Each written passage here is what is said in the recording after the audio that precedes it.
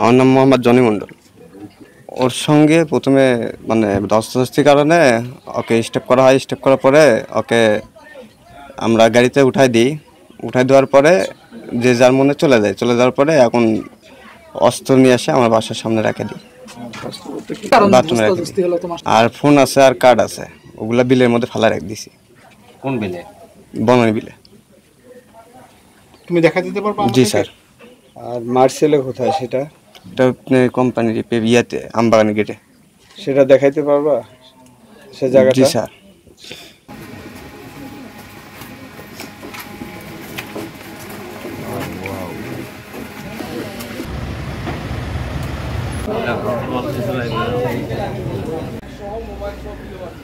আপনারা ইতিমধ্যে জানেন যে গত 1 তারিখ রাতে আমাদের পেপসিকো কোম্পানি, আমাদের এখানে পেপসিকো কোম্পানিতে একজন চিটাগাঙ্গের একজন যুবক কর্মরত ছিলেন।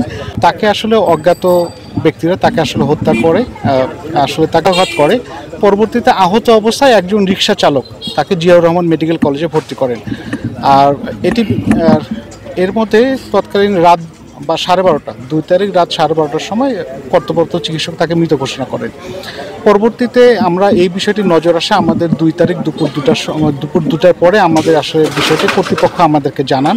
তো আমরা আসলে প্রথমেই এটি আসলে যেহেতু একটি অজ্ঞাত ক্লুলেস মার্ডার এবং একই সাথে আমাদের যে সবচেয়ে বড় চ্যালেঞ্জ ছিল আসামিকে শনাক্তকরণ এবং কোন জায়গাটি ঘটনাস্থলে আসলে কোন জায়গাটি ছিল সেটি আসলে নিশ্চিত করা ছিল আমাদের প্রথম চ্যালেঞ্জ। আমরা আসলে পিবিআই নওগাঁ জেলা সহায়তায় আমরা আসলে ভিকটিমকে আমরা শনাক্ত করতে সক্ষম হই। তারপরেই আসলে আমাদের তদন্তে গতি আসে। তো পরবর্তীতে ভিকটিমের পরিবার গত 3 জুন আমাদের শাহজাহানপুর থানায় তারা একটা মামলা দায়ের করেন, হত্যা মামলা দায়ের করেন। আমরা গত 5 তারিখে এই হত্যা মামলার সঙ্গে জড়িত 5 জন আসামিকে গ্রেপ্তার করতে সক্ষম হই।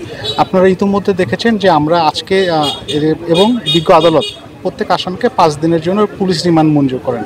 আমরা তাদেরকে জিজ্ঞাসাবাদের এক পর্যায়ে তারা স্বীকার করেন যে তারা কোন জায়গাটায় কোন স্থানে আসলে যে আমাদের যে হত্যায় যে ব্যবহৃত যে চাকুটি বা ছুরি, যেটি বার্মিজ চাকু বলে পরিচিত, এই বার্মিজ চাকু তারা কোথায় লুকিয়ে রেখেছেন আমরা আপনাদের সামনে আমরা তা উদ্ধার করেছি। এবং একই সাথে যে আপনারা তো ইতিমধ্যে জেনে গেছেন যে আসামি কোন জায়গায় যে আমাদের ভিকটিমের পরিচয় লুকানোর জন্য তার যে এনআইডি কার্ড, তার ক্রেডিট কার্ড এবং আনুষঙ্গিক যে ব্যবহার্য জিনিসপত্র সেটি আসলে ফেলে দিয়েছিল, এটি আপনারা ইতিমধ্যে আপনারা জেনেছেন। আমাদের তদন্ত অব্যাহত আছে। এর সঙ্গে আরও যারা জড়িত প্রত্যেকে আমরা ইনশাল্লাহ আইনের আওতায় আনব এবং তদন্ত আমাদের অব্যাহত আছে। ধন্যবাদ। দেখার পরে আমরা একটু এগিয়ে আসি। আগে আসার পরে দেখা যায় যে এক আসামি এখানে জনি নামের একজনকে নিয়ে আসা হয়। নিয়ে আসে তার বাসা থেকে একটা অস্ত্র উদ্ধার করা হয়। এটা খুব আতঙ্কের বিষয়। এখানে এটা দেখে তো আশেপাশের লোকজনও আতঙ্কিত হয়ে গেছে। মানুষকে নির্মমভাবে তা অন্যায়কারী হিসেবে তার যতটুকু সাজা পাওয়া দরকার তাই ততটুকু সাজা পাক। আমরা চাই সুস্থ বিচার, এই ঘটনা যেন আর কারোর সাথে না ঘটে, আমরা তার বিচার চাচ্ছি এবং এর সাথে যারা জড়িত তাদের আইনের আওতায় নিয়ে এসে তাদের সাজা আমরা দাবি করতেছি।